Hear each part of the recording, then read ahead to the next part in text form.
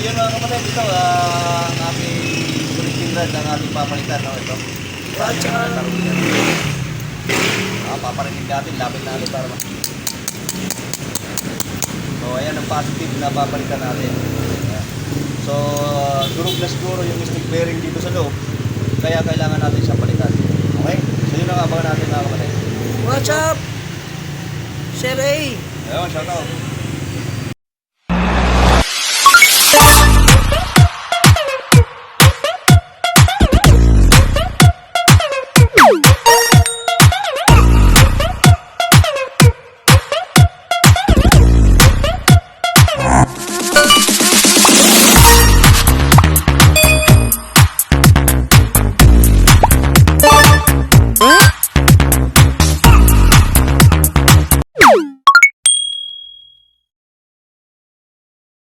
So ito yan mga kapatid, yung Easy Ride na 150Q na nilive natin kanina nga na yun. Yung maingay, tapos the same time di na siya umaandar. So ito yung kaha niyan. So binaba na natin yung kanyang makina at ito na nga nangyari sa kanyang engine. Diba? So ito na, nabaklas natin, ayun.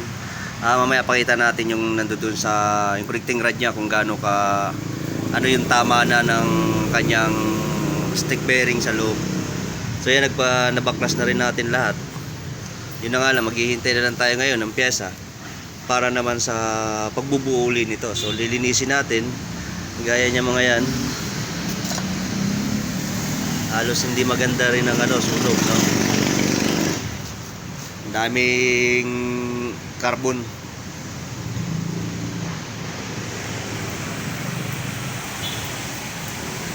So ito ang kanya sa mga magtatanong sa ating mga kapatid, yung Pendex drive. So starting clutch same lang sila ng same lang sila ng mga pan GY6 R2 tsaka sa N yan. Hindi na baklas na natin. Timing chain lang, hindi ko sure kung magkakaparehas to sila ng pang Easy Ride na N, no? Kung gaano ang sukat. So ito naman ang main attraction nitong unit na to. Ito yung naging cause ng ingay niya. Yan, wala pa naman tama rin ang piston. Pero kung may pambili, pwedeng palitan na rin para mas maganda kasi parang lang naman, pero sa block niya wala naman tama. Yan. Pero ang naging cause talaga ng ingay nito ay yung clearance nito na ang laki. Ayan o. Laki na ng clearance ng kanyang connecting rod. So yun ang kailangan natin palitan. Isa pa rito mga kapatid, kailangan din natin palitan ang kanyang filter kasi kung titingnan natin sa loob, ayan o, daming mga dumi. Pero bago natin ibalik naman to, lilinisin naman natin. Gagawin pa rin natin siyang malinis pagka naibalik na natin para good as brand new lang uli siya. Yan.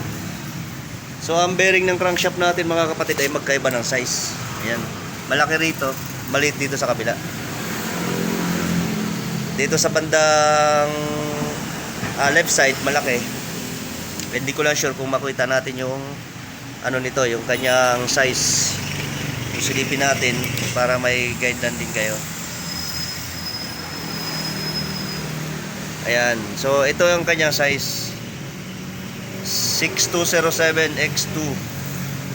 Ayan, C3. Malaki, no? Mas malaki kaysa dito sa kabila. Try natin yung laki naman.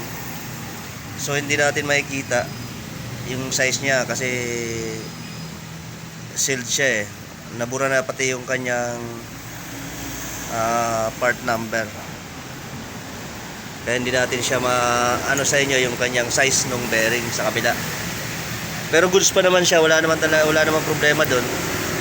So ito lang talaga oh. Kung papansin nyo, laki ng clearance niyan. Nantas baba. Ayan. Kaya lagitik ng lagitik. Diba? Maingay na mapapansin nyo sa iba rin na ganun. mas possible kasi na sa connecting rod din. Kasi marami tayo na papanood doon niya sa iba't ibang page din o nakikita natin na yun nga nagiging issue is maingay. So maigi po na ma-check.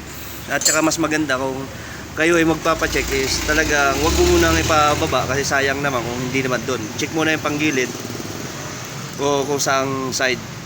Di ba? Kasi kung kagaya nito, kaya binaba ko na to is talagang sinabi ko na doon sa customer din natin, sa kapatid natin, na yun na talaga ang diferensya niya. So 100% ayun na nga yung binaba natin, ito na nangyari, diba? Nakita na natin na may diferensya talaga. So antay lang tayo ngayon na pyesa bago natin uli ibalik. Maganda pa naman sana to. Wala na dito sa kanyang oil seal pati wala pang tama rin. Di ba? Hindi rin natin lang makita yung sukat ng oil seal, pero pipilitin natin makuha yung size niyan para ano ko rin sa inyo, masabi kung anong size ng bearing niyan. Para kung halimbawa bearing yung ng oil seal, para kung sakali man na may mga tama yung oil seal natin sa ganito dito sa may likod ng pulley, is makahanap agad tayo ng kapalit para makuha lang natin yung part number niya, diba? So yun ang antabayanan lang natin mga kapatid. Yan, binaklas din natin ang kanyang magneto, antabayanan na lang natin to mga kapatid, yung halimbawa pagka binuo ko na to, kung anong mangyayari, kung ganoon pa rin ang ingay niya o may babalik natin siya sa stock na mawawala yung kanyang lagitik, diba? Tapos sa page ko upload ko rin yung ibang mga detalye ng unit na to. Yan, tinanggal din natin yung kanyang starter motor. Yan, itong mga mga kapatid, isa rin to sa cause ng ingay. Kung halimbawa man na kayo ay lagitik talaga din ng motor, itong kanyang pulley ay nagiging rin ang ingay yan. Cause kung mapapansin nyo yung laro niyan, hindi na maganda. Ayan. Kagaya niyan, may alog na. Yan. So maingay yan. Pero itong motor na to, tinanggal na natin to, tapos pinaandar natin, nandoon pa rin yung tunog na iwan. So kaya doon tayo nag-focus ngayon naman doon sa kanyang connecting rod. So positive naman na yun nga may diferensya. Hindi naman ito. Diba? Kaya sinasabi ko po sa iba na mas maigi, check mo muna. Baka dito lang muna sa pulley may diferensya. Yung alog niya, yung clearance. Sayang naman kung ibaba pa natin, gagasto pa tayo, di ba?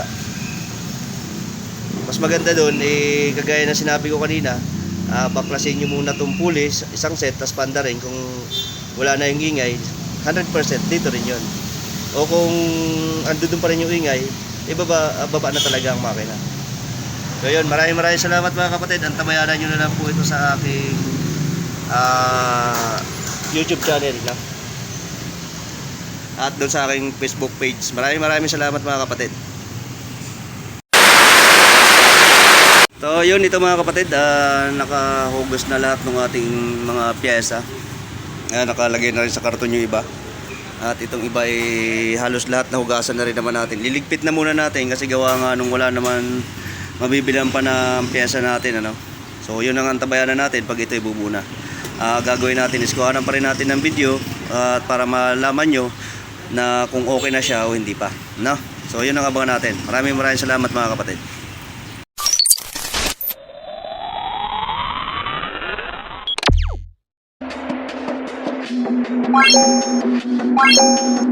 Wow.